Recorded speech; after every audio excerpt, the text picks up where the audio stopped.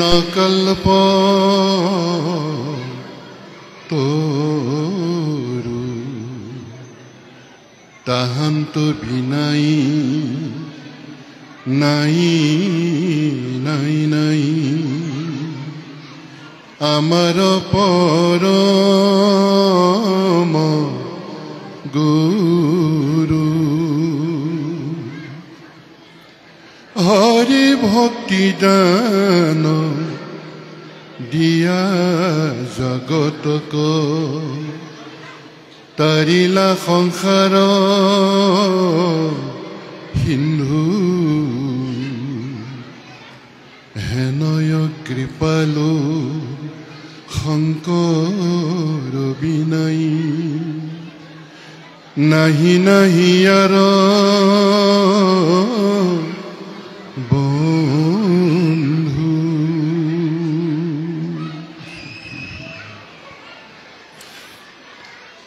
অসম ভাওনা সমাৰোহৰ এই পবিত্ৰ স্থলীত উপস্থিত থকা শ্ৰী শ্ৰী উত্তৰ কমলাৰী সত্ৰৰ শ্ৰদ্ধাস্পদ সপ্তাধিকাৰ প্ৰভু,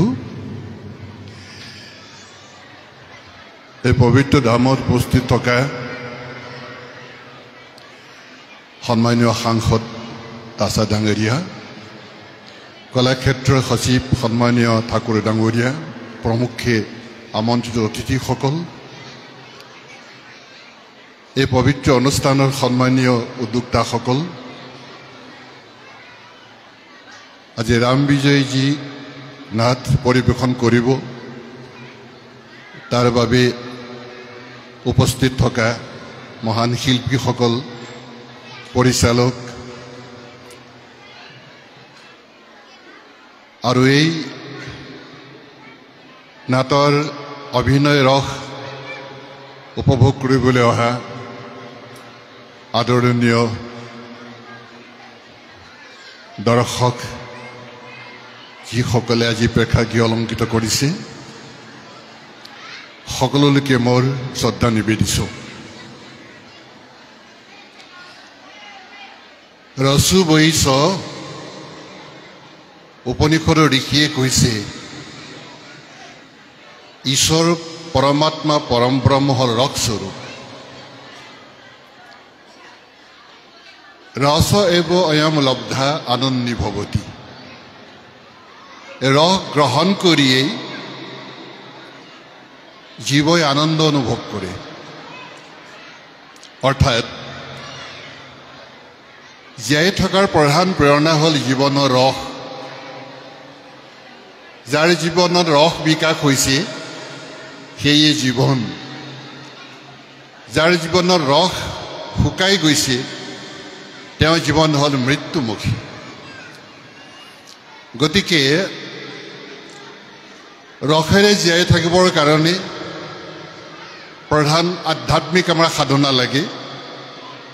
আমাৰ সাংসদ ডাঙৰীয়ে কৈছে সেইটো আধ্যাত্মিক চিন্তাটো সকলোৰে হৃদয়ত নৱপ্ৰজন্মৰ মাজত যাতে বিস্তাৰ হয়, অনুভৱ কৰিব পৰা হয়।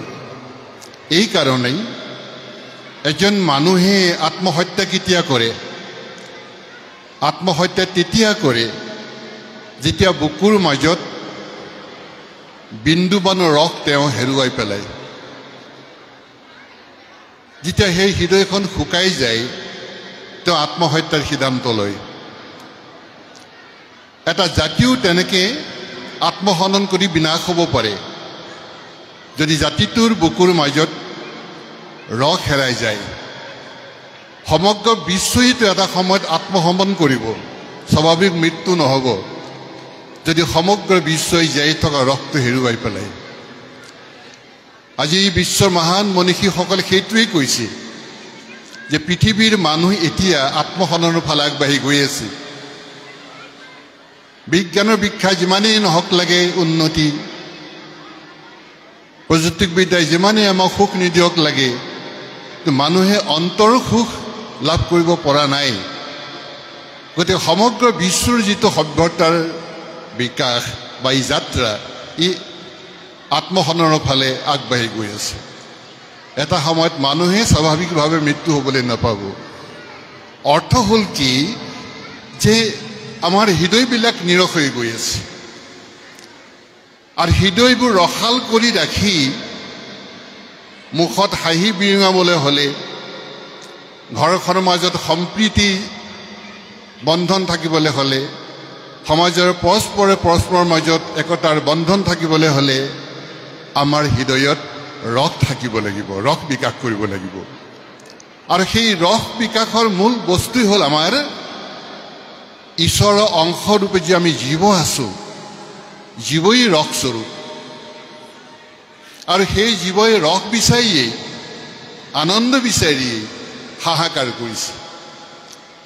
আৰু যদিহে আমি আনন্দ বিকাশ নকৰোঁ, আধ্যাত্মিকতাৰ বিকাশ নকৰোঁ, আমাৰ হৃদয়বিলাক শুকান মৰুভূমিত পৰিণত হ'ব।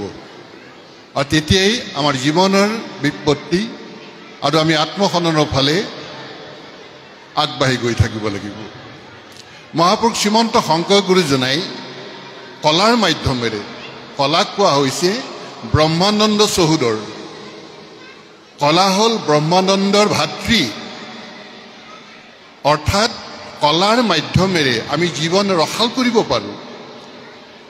কলাৰ মাধ্যমেৰে আমাৰ বুকুৰ মাজত যি জীৱসত্তা আছে তাক সুখ শান্তি এইবিলাক দি বিকশিত কৰিব পাৰোঁ, ব্ৰহ্মানন্দৰ ফালে লৈ যাব পাৰোঁ। কলাৰ মাধ্যমেৰে যি আমি ৰস পাওঁ, সেই ৰসেই কলাৰ ৰসৰ পৰা ব্ৰহ্মানন্দৰ ৰসলৈ জীৱনক উত্তৰণ ঘটায়। তো মহাপুৰুষ শ্ৰীমন্ত শংকৰ গুৰুজনাই আধ্যাত্মিকতা দিছে, ঈশ্বৰক শৰণ ভজন ভক্তি পৰমাৰ্থ দি আছে, কিন্তু সাৰ্বজনীন সমাজখনত ৰসেৰে জীয়াই থাকিবৰ কাৰণে, মুখত এটা হাঁহি লৈ জীয়াই থাকিবৰ কাৰণে ৰস বিকাশ কেনেকৈ কৰিব পাৰি, তাৰ কাৰণে যি সংস্কৃতি এইবিলাক আমাক প্ৰদান কৰি থৈ গৈছে। ভগৱান কৃষ্ণ সংস্কৃতিৰ মাধ্যমেৰে, নৃত্যৰ মাধ্যমেৰে, গীতৰ মাধ্যমেৰে মহাপুৰুষ শ্ৰীমন্ত শংকৰ গুৰুজনাই সেই ভগৱান কৃষ্ণই আৰ্হি লৈছে। ভগৱান কৃষ্ণই গোকুলৰ গোপীসকলকো, মাতৃসকলকো সংসাৰ কাৰ্যৰ ব্যস্ত থাকি যি জৰ্জৰিত হৈছিল, তেওঁলোকক নচুৱাই গোৱাই বাদ্যৰ দ্বাৰা তেওঁলোকক আনন্দি দি জীয়াই থকাৰ প্ৰেৰণা জগাইছিল। মানে কলাৰ ৰস তেওঁলোকৰ বুকুৰ মাজত বিস্তাৰ কৰিছিল। গতিকে যাৰ বুকুৰ মাজত ৰস থাকে, জীয়াই থকাৰ প্ৰেৰণা পাব। অশেষ কষ্ট পালেও কষ্ট অতিক্ৰম কৰিব পৰা তেওঁ সাহস বুকুৰ মাজত থাকিব। এইকাৰণেই যি কলাৰ সাধনা, এই শিল্প সাধনা মহান সাধনা মহাপুৰুষ শ্ৰীমন্ত শংকৰ গুৰুজনাই অসমীয়া সমাজখন যাতে জীয়াই থাকে সাহসেৰে, সম্প্ৰীতিৰে আৰু সমৃদ্ধিৰে, তাৰ কাৰণে বিভিন্ন ধৰণৰ সাংস্কৃতিক শৈলীৰ ব্যৱস্থা কৰি থৈ গৈছে। আৰু তাৰ মাজতে যি অংকীয়া ভাওনা, এয়া হ'ল অনন্য অৱদান। এই ভাওনাৰ মাধ্যমেৰে জীৱন কেনেকৈ ৰসাল কৰিব পাৰে, কেনেকৈ সুখ সমৃদ্ধিৰ জীৱন ভৰাব পাৰে, বুকুৰ মাজত কেনেকৈ ৰস সঞ্চয় কৰিব পাৰে, তাৰ ব্যৱস্থা কৰি থৈ গৈছে।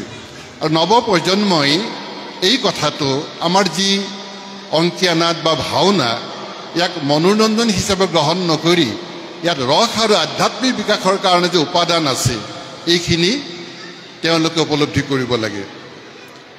এই নাট, এই ভক্তি আৰু যি নৃত্য সংগীত, এই মনোৰঞ্জনৰ কাৰণে নহয়, জীয়াই থকা প্ৰেৰণা, য'ৰ পৰা ৰস বিকাশ হ'ব, ৰসেই ব্ৰহ্মানন্দৰ ফালে জীৱনক লৈ যাব। আৰু সেই ৰসেই জীৱনৰ অলেখ ক্লেশ বাধা বিঘিনি দুখ কষ্ট অতিক্ৰম কৰি জীয়াই থাকিবৰ কাৰণে প্ৰেৰণা যোগাব। এই হ'ল আমাৰ ভাওনাৰ মাধ্যমেৰে বা নাটৰ মাধ্যমেৰে সাংস্কৃতিক জীৱনশৈলী।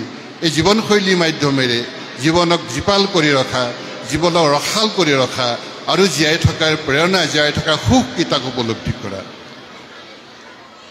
এই ক্ষণত সমবেত ৰাইজ আহিছে নাট উপভোগ কৰিবৰ কাৰণে, দীঘলীয়া কৰিব বিচৰা নাই। মহাপুৰুষ শ্ৰীমন্ত শংকৰ গুৰুজনে 6খন নাটক, মাধৱ পুৰুষে 5খন নাট লিখি পেলাই যিখিনি আমাক জীৱন ৰসাল কৰিবৰ কাৰণে প্ৰেৰণা দি থৈ গৈছে, অনন্য দান দি থৈ গৈছে, এইখিনি আমি মূল্যায়ন কৰিব লাগে, নৱপ্ৰজন্মই বুজিব লাগে, যাতে আমাৰ ৰস বিকাশৰ কাৰণে এই সংস্কৃতি, এই জীৱনশৈলী যাতে আমি অক্ষুণ্ণ ৰাখিব পাৰোঁ। আৰু অধিক ক'ব বিচৰা নাই, ধন্যবাদ যাচিছোঁ। আজি যি ৰাম বিজয় নাট পৰিৱেশন কৰিব, মই গম পাইছোঁ যে 14টা জনগোষ্ঠীয়ে এই নাট পৰিৱেশন কৰিব। বৰ সুন্দৰ কথা। এনেকুৱা ৰস বিকাশৰ ব্যৱস্থা উদ্যোক্তাসকলে যেনেধৰণে ইয়াত ভূমিকা গ্ৰহণ কৰিছে, নিশ্চয় সমাজ কল্যাণ আৰু জনকল্যাণৰ ই এক বিশেষ আহিলা। তেখেতলোকক ধন্যবাদ দি আজি এই ৰাম বিজয় নাট যিসকল শিল্পী আহিছে তেখেতসকললৈ শুভেচ্ছা যাচিছোঁ, স্বাগতম জনাইছোঁ আৰু এই পবিত্ৰ নাটখনি উদ্বোধন কৰিছোঁ বুলি ঘোষণা কৰিলোঁ। নমস্কাৰ।